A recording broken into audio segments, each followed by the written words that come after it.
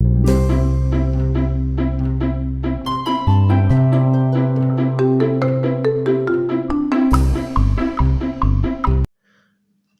پاکستان کے قدیم ترین شہروں میں سے ایک، اسے پاکستان کا ثقافتی دارالحکومت بھی کہا جاتا ہے۔ یہاں موجود اردو بازار ایشیا کا سب سے بڑا کتابوں کا بازار مانا جاتا ہے۔ یہ اردو بازار پہلے کس حالت میں تھا؟ موہن لال روڈ سے اردو بازار کا سفر کیسے طے ہوا؟ آج ہم اس کی تاریخ جانیں گے۔ جنہوں نے ابھی تک ہمارے چینل کو سبسکرائب نہیں کیا، ہمارے چینل کو سبسکرائب کریں۔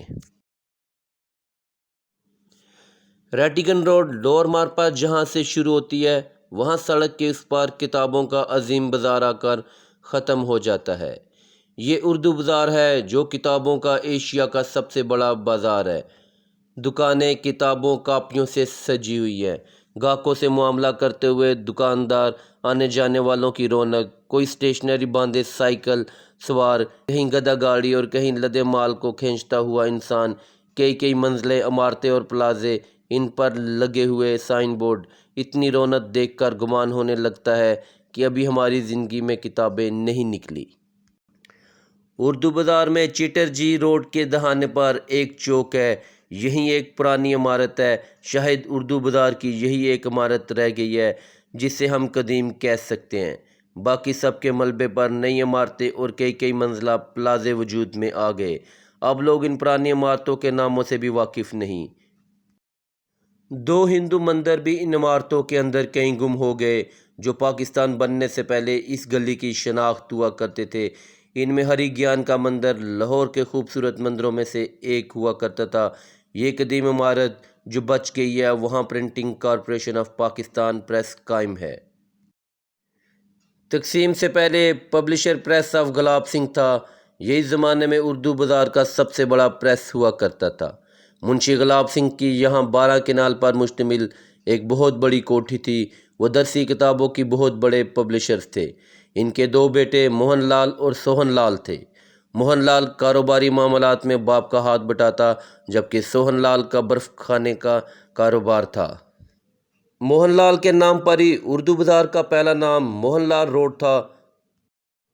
منشی گلاب سنگھ کے اشاعتی ادارے کی چھپی ہوئی درسی کتابیں دہلی، مدراس اور دوسرے بڑے شہروں تک جاتی تھی۔ ایک اور ہندو پبلشر اتر چند کپور کی بھی اس زمانے میں کتب کی اشاعت پر اجارہ داری تھی۔ اسی چوک میں 4-5 منزلہ جدید خالد پلازہ ہے، اس کے ساتھ ہی الحمد مارکیٹ۔ قیام پاکستان سے پہلے اردو بازار کا نام موہن لال روڈ ہوتا تھا اور یہاں گنتی کی چند دکانیں کتابوں، کاپیوں اور اسٹیشنری کی ہوتی تھی۔ یہاں کے مشہور کتب فروشوں میں پنجاب گھر، ملہوترا برادرز، دوآبہ ہاؤس اور بھارتی بون شامل تھے۔ ہر طرح کی درسی کتاب، گائیڈز اور گیس پیپر یہاں مل جاتے تھے۔ کتابوں کی اکثر دکانیں اندرون لوہاری کشمیری بازار میں ہوتی تھی۔ پھر رفتہ رفتہ ان کی شاخیں اردو بازار میں قائم ہونے لگی اور 6 دہائیوں کے سفر کے بعد آج ایشیا کا کتابوں اور ان سے متعلق اشیاء کی خرید و فروخت کا سب سے بڑا بازار بن چکا ہے۔ شروع میں جو ادارے یہاں قائم ہوئے، ان میں Ghulam Ali and sons, Malik Din Muhammad and sons, MR brothers, گوشۂ ادب، قومی کتب خانہ اور علمی بک ہاؤس خاص طور پر قابل ذکر ہیں۔ لاہور کی کتاب کہانی بھی بڑی دلچسپ ہے۔ سکھوں کے زمانے میں اردو بازار تھا نہ موہن لال روڈ، اور نہ لاہور کسی چھاپے خانے سے واقف تھا۔ کتابیں قلمی شکل میں تاجران کتب فروخت کرتے تھے۔ اس زمانے میں لاہور کا سب سے بڑا کتب فروش محمد بخش صحاف تھا، جس کے پاس 20-30 کے قریب کاتب کام کرتے تھے۔ زیادہ تر کام مسجد وزیر خان کے پاس ہوتا تھا۔ محمد بخش صحاف کی کتابیں پنجاب ہی نہیں، ایران و خراسان تک بھی جاتی تھی۔ دوسرے کتب فروشوں میں فقیر اللہ، کریم بخش، ملک ہیرا، محی الدین اور گلاب سنگھ وغیرہ قابل ذکر تھے۔ ان کے ہاں اکثر کتابیں دہلی، لکھنؤ اور بمبئی سے چھپ کر آتی تھی۔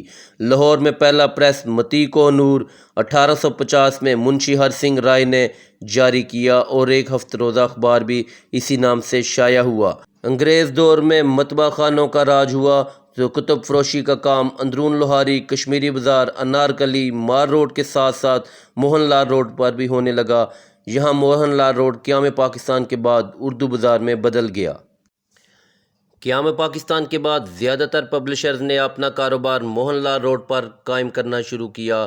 1950 کے شروع ہی میں موہن لال روڈ کے تاجروں نے اس کا نام تبدیل کر کے اردو بازار رکھ دیا۔ اردو بازار کے گرد و نواح میں اب ہزاروں کی تعداد میں پبلشرز، اسٹیشنرز، بک سیلر اور پرنٹنگ پریس ہیں۔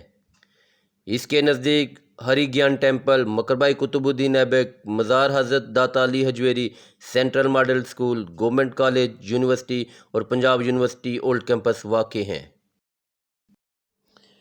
پاکستان کا سب سے بڑا کتابی ذخیرے کا مرکز لاہور کا اردو بازار، جو اپنی قدیمی شکل میں اب تک موجود ہے۔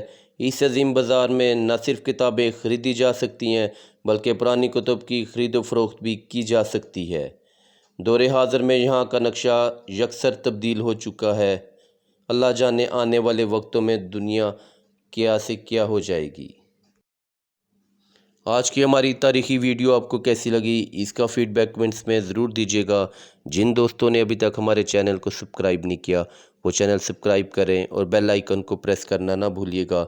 اگر ہماری ویڈیوز آپ کو اچھی لگ رہی ہیں تو دوستوں سے ضرور شیئر کریں۔ اگلی ویڈیو تک اللہ حافظ۔